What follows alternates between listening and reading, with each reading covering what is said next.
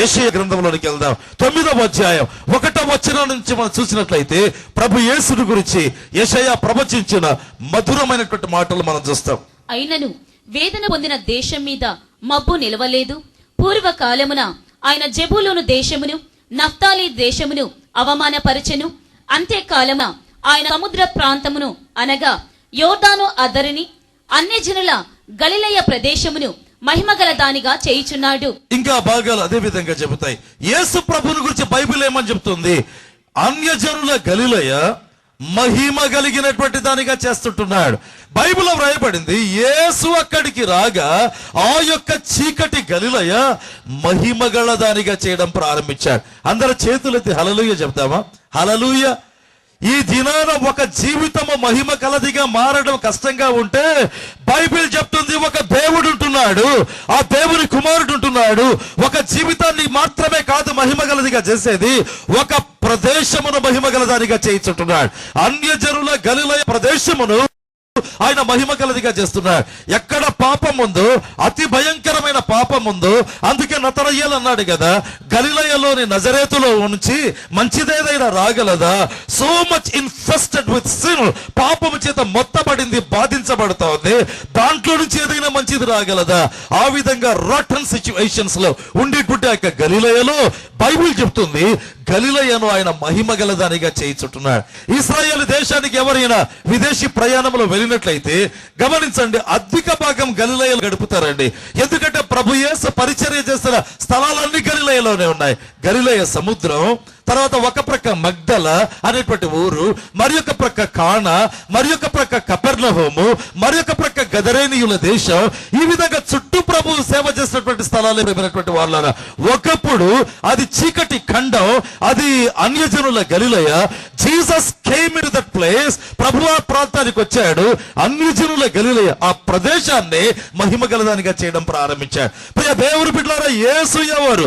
ఎక్కడ చీకటి కరమైన పరిస్థితులు ఉన్నాయో, పాపపు పరిస్థితులు ఉన్నాయో, పాపపు బంధకములు అనేటువంటి పరిస్థితులు ఉన్నాయో, పాపపు ఊపిలో చిక్కుకొని అన్యాయమునకు, అవమానమునకు, లేకపోతే శాపములకు గురై ఉంటున్నారు, యేసు అక్కడికి వచ్చి నిలిచేటువంటి దేవుడు. ప్రేమైన వాళ్ళారా, ఎప్పుడు యేసు ఒక చోటికి వస్తాడు, ఎప్పుడు యేసు ఒక ప్రాంతానికి వస్తాడో బైబిల్ చెప్తుంది, ఆ యొక్క ప్రదేశం, ఆ యొక్క జీవితం, ఆ యొక్క కుటుంబం మహిమ గలదిగా మారడం ప్రారంభిస్తుంది. As I was meditating the word of God, అది చూడగానే థ్రిల్లింగ్ అయిందండి.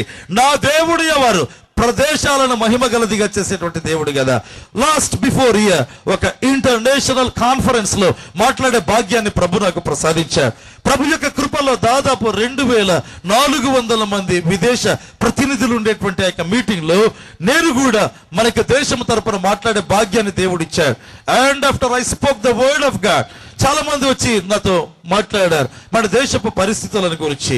అందులో ఒక వ్యక్తి జాంబియన్ లేడీ, జాంబియా దేశానికి చెందినటువంటి స్త్రీ. ఆమె చాలాసేపు మాట్లాడిన తర్వాత నేను ఆమెను ఒక మాట అడిగాను.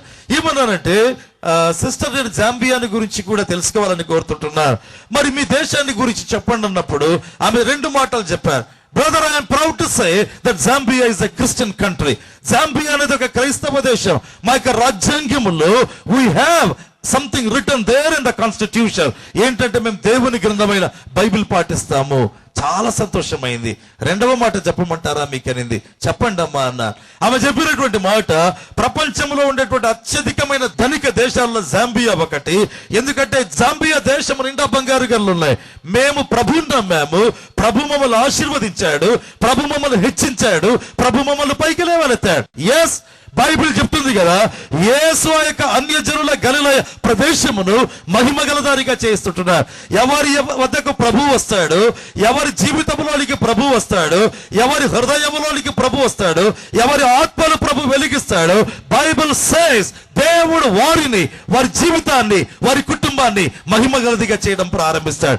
దేవుడి దినాలు నీతో నాతో మాట్లాడుతుంటున్నాడు. ప్రియ దేవుని బిడ్డలారా, ఒకవేళ నీ జీవితంలో రక్షణ అనుభవం లేక, మారు మనస్సు అనుభవం లేక, అనేక సందర్భాల్లో అనేక ఉజ్జీవ సువార్త సభల్లో దైవ సేవకులు చెప్పుతున్న సువార్త సందేశానికి మనసును కఠినపరుచుకుంటూ, ఒకవేళ పాపము వెంబడి పాపం ఇంకా పాపములో కూరుకొని వెళ్ళి ఉన్నావా, you have a good news tonight. ఏంటంటే, ఒక వ్యక్తి ఎప్పుడు తన పాపపు జీవితముతో ప్రభు దగ్గరికి వచ్చి సరెండర్ అయిపోతారో, బైబిల్ కేటగారికల్ సేస్ ఏమని చెప్తుందంటే, దేవుడు ఆ స్థితిగతులను మహిమ గలదానిగా చేయడం ప్రారంభిస్తాడు.